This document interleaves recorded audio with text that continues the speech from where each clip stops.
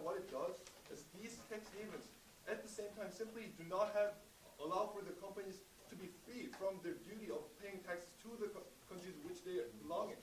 That's the same logic that we provided. And as I told you, regarding the governmental level, because simply the governments are not able to account their financial systems and are unable to provide or budget out there now social welfare systems and so on, we believe that this should be tax havens should be prevented. Moving along to the international level, the opening government talked about how economic conflicts arise and so on. And similarly, what it does is because when tax havens exist, the government has to run a deficit budget because they don't have enough taxes received by the corporations, and it also leads them to have other devastating economical aspects which result from these types of actions.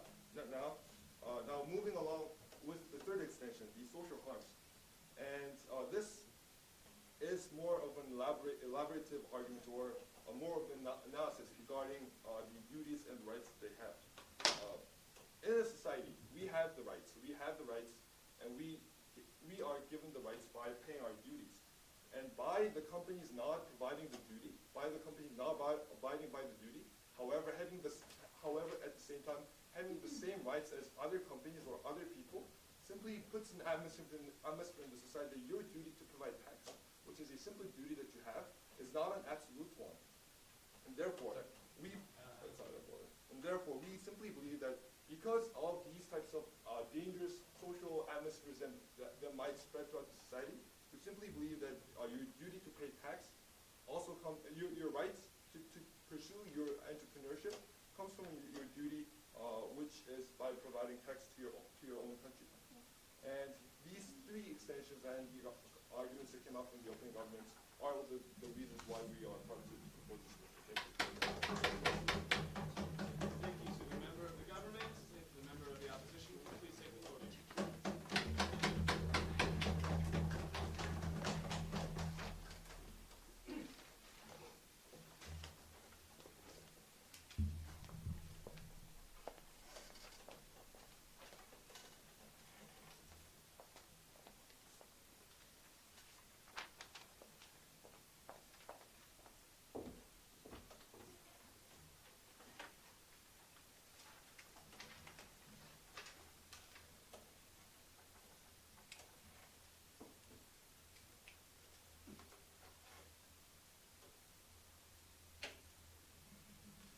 Okay, Mr. Chair, when the opening opposition talked about the nation level or the corporation right or duty in a conceptual level, we are going to develop in a deep analysis about why actually it actually revealed the shrinking the free trade, which is actually harming the nation who is owning the getting the benefit in multinational.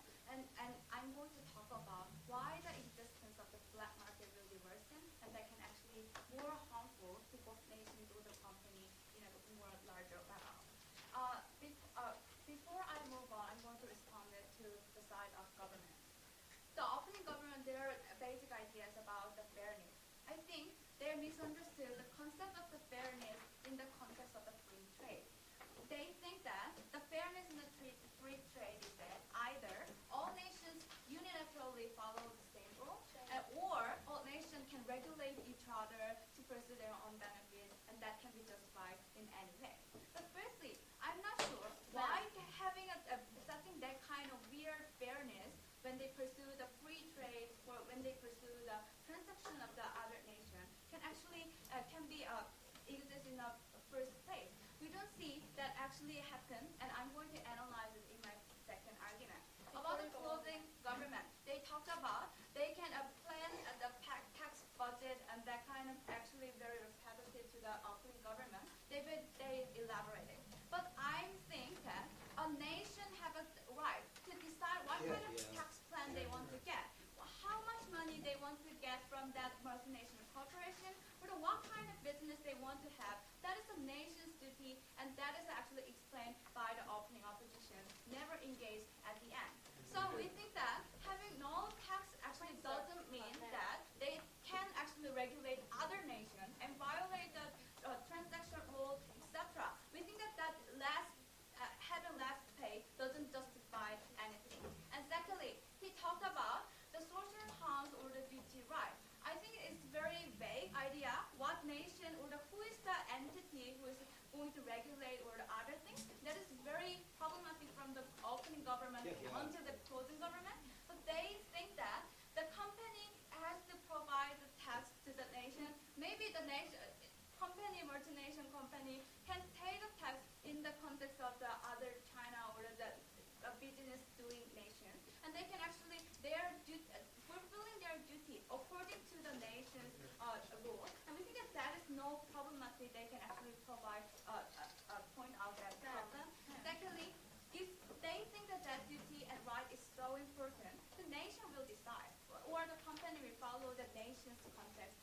that is actually fair trade or the fair concept of the tax reduction in general.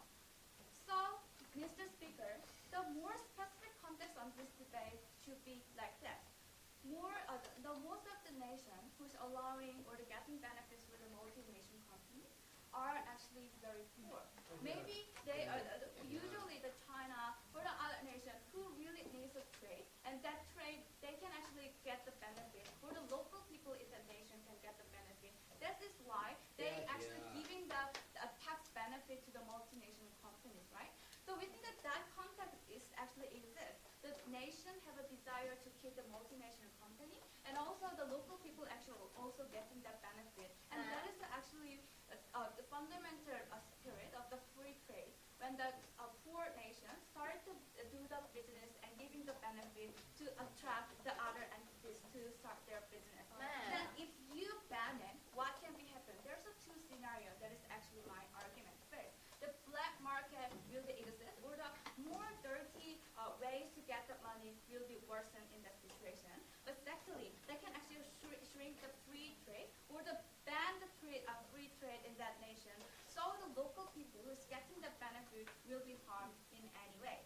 But about the black market, before I move on, yes, you. Ma'am, do you not think that Sony or these MNCs actually come into this country or China in order to gain profit, not that China is keeping them in? Actually, it's the both desire. The main MNC could get the benefit because they started the business in that other foreign nation, and the foreign nation is getting the benefit. Why are you actually asking that P01 is used for a waste of time? First, about the black market.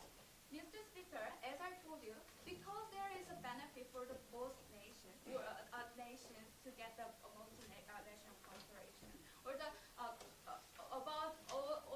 and the multinational company can actually get the benefit, like through the tax reduction abroad, or because they can get the cheap labors in that abroad. Whatever reason, they have actually started business and maintain that status. And also, especially the nation, as I told you, the very poor nation have a desire and very urgent need to keep these multinational companies, because the transaction of the product or the workers is actually their main sources of the that Then what will happen if we ban it? Mr. Speaker, the nation will create other sources or the other benefits to attract the multinational to remain in the nation.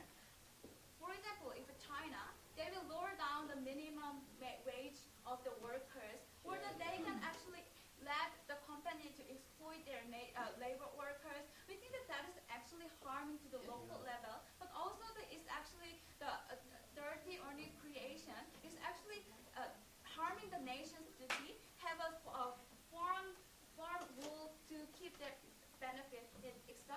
So the violation of the nation duty, but also in a practical level, that kind of money regulation they expect cannot be happen in any way, and that can actually harm to the local people. But secondly, the problem of the shrinking free trade is that once the company is actually cannot get the benefit in starting business in another nation, they can leave that nation, or just they do business in a domestic level. Then what will happen? The nations who actually had many multinational companies, and they could get the job creation through that local level, can lose their job in a further way. Mr. Speaker, we think actually it's a very losing situation to both nations. The two nations cannot get the free trade. Actually, they aspect the active transaction cannot be happen. But also the nation who was getting many benefits through that multi companies can lose that benefit, and also the local people can get the harm. That is the actual harm. We see that is the scenario. I'm very proud to talk. Now to close the government's case, can we please have the whip?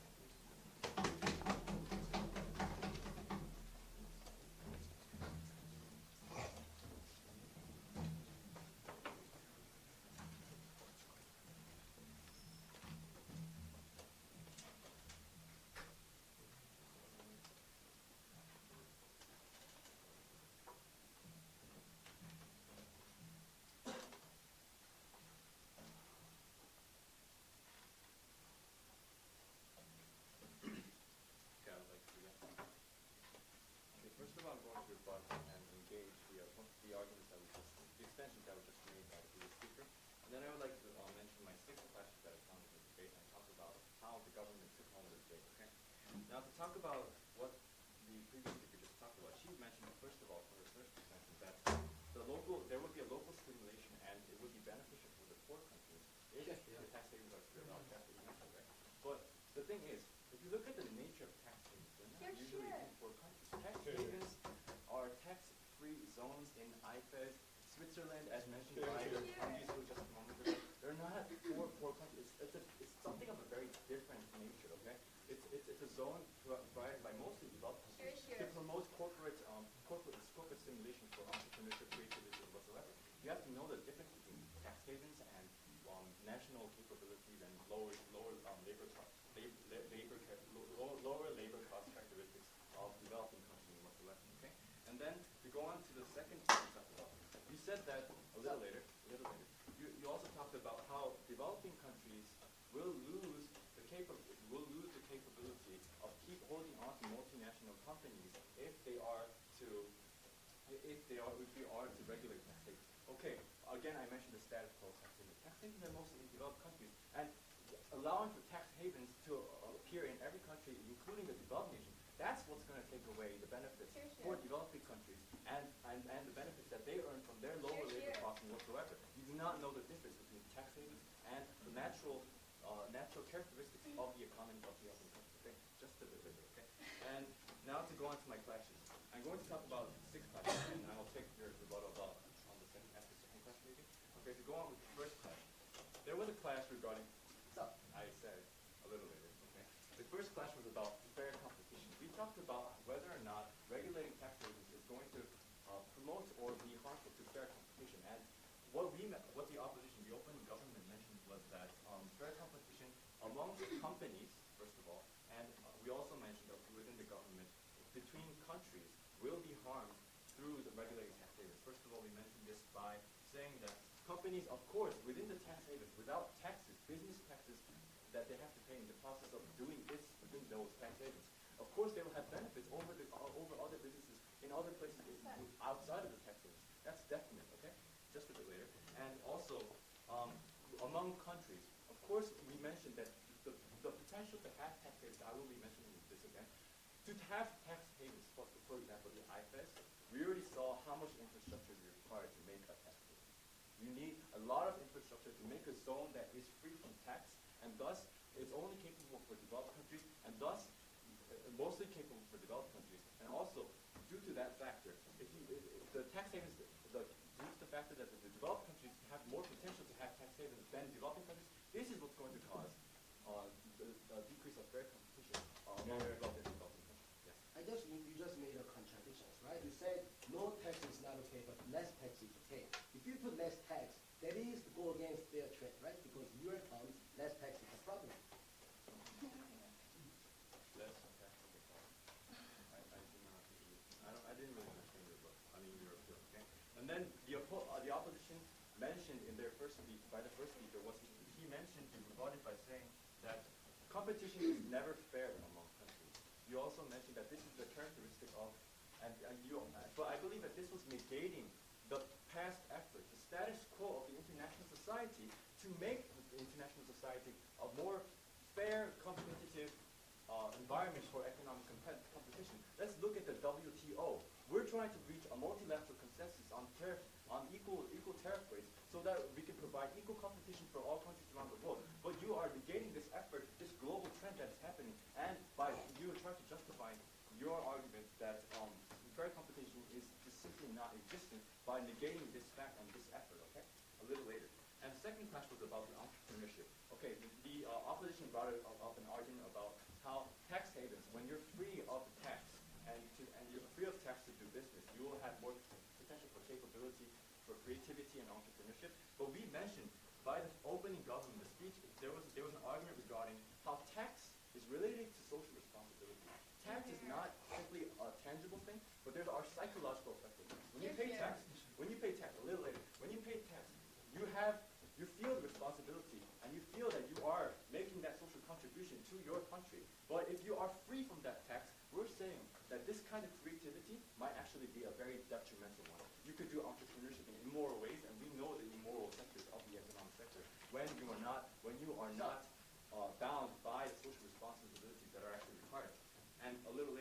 And the third class was about the attraction of business companies. Okay, the government mentioned that. Oh wait, right.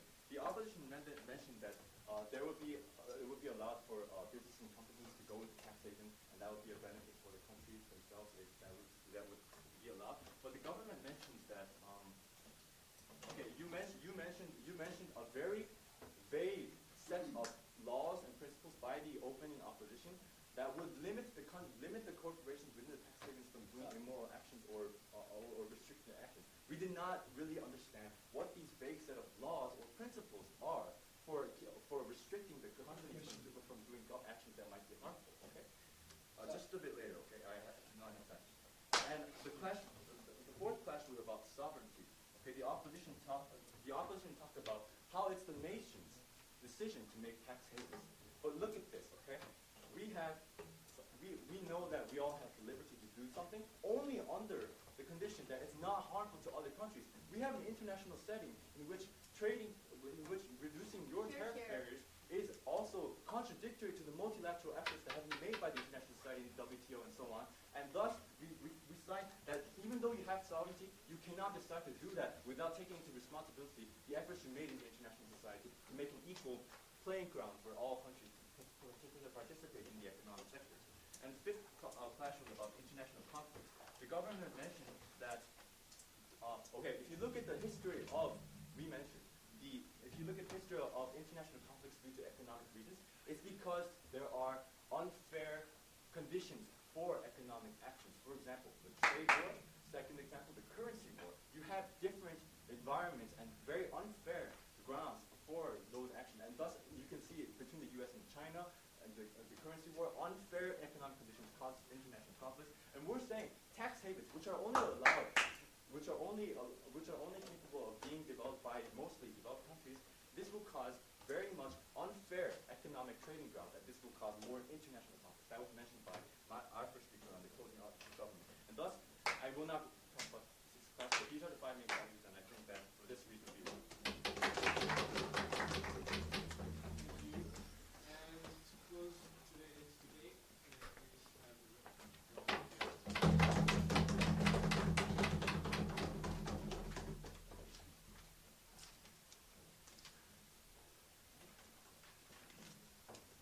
Just because now I understand what these guys are trying to prove in today's debate. I think it's just clarified coming from government with tax haven is coming to developed nation. It's too late, right?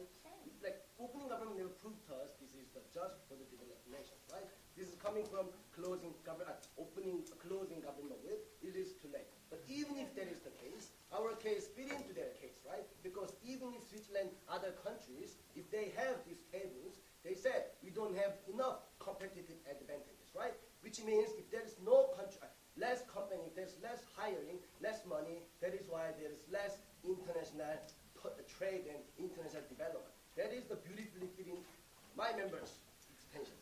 With that, I have three questions in today's debate. The first notion about right of the countries, which is coming from opening bench. Second notion is about harm to the countries, which is coming from closing government. And last notion is about benefit to the citizens and benefit to the world trade. Notion coming from my member speech. First, right of the countries. These guys want to impose tax on the companies and by other countries by force without any actors, right? I think this is really vague and make the debate really messy. But don't worry, we are debating on the promises, you making a perfect cases. But even if they're perfect, it is not fair because opening government clearly said, right, there is no fairness in the world, right? These guys bring the WTO from the closing teams, right? And closing government with, this is poor world procurement. The problem with WTO is there is no whole countries having the same tariff. There is the FTA, NAFTA, 2 or 3 countries, Korea and US, the free trade, and China is going to be disadvantaged. That is the current status quo. WTO, in the birth of the WTO, only one round success. Every round was failed. So your WTO argument cannot be stand in today's debate. But there is other factors make disadvantage in the world trade. Low tariffs, low labor costs like the China. Korea and China fight against in the trade. We can't win that because they have low labor costs. In terms of these guys' ideas, labor costs must be go up too because that create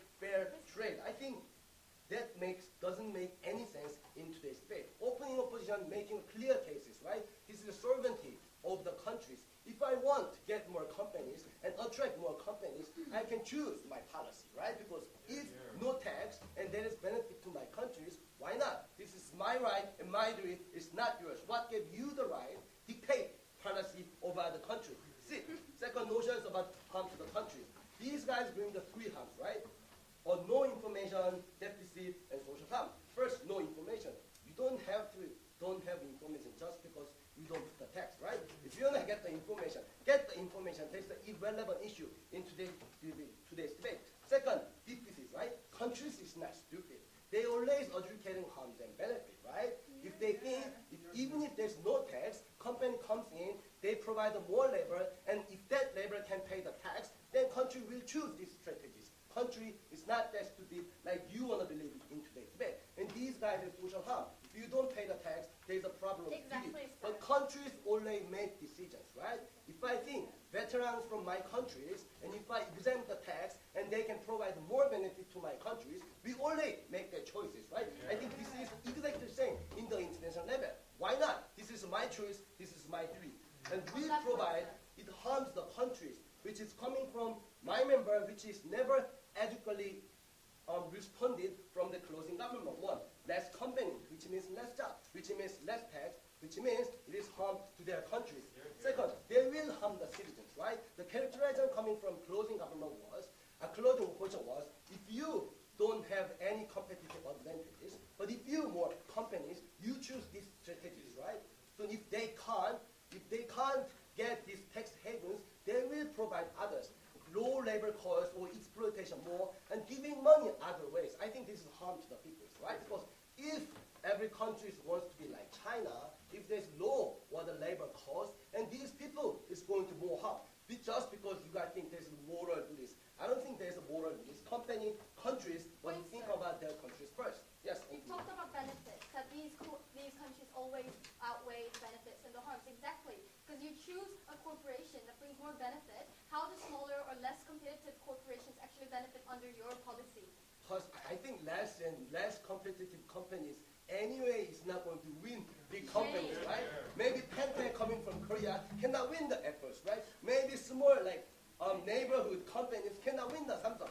That is the status quo. It's not relevant with today's vision. I think you can in more and better POI. Last notions about benefit to the citizens and the world trade. I think this is crucial in today's debate because nobody's talked about what is the benefit to their citizens. This closing opposition, this one only teams talked about benefit to the countries and benefit to the world trade. What was the notion coming from my member speech?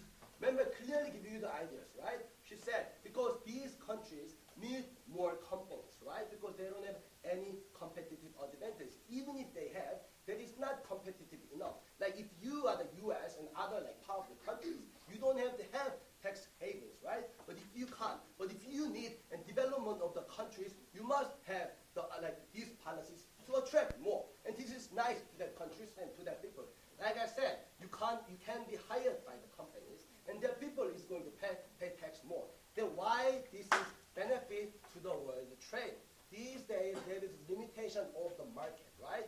Nobody is spending their money. People is no consuming, right? But in our policy, we create more consumers. We create more market. We create people's ability and capability to spend more money just because company is going to hire more. More productivity, more money, more market, due to the world trade. This is simple economic terms, right? I think everybody understands.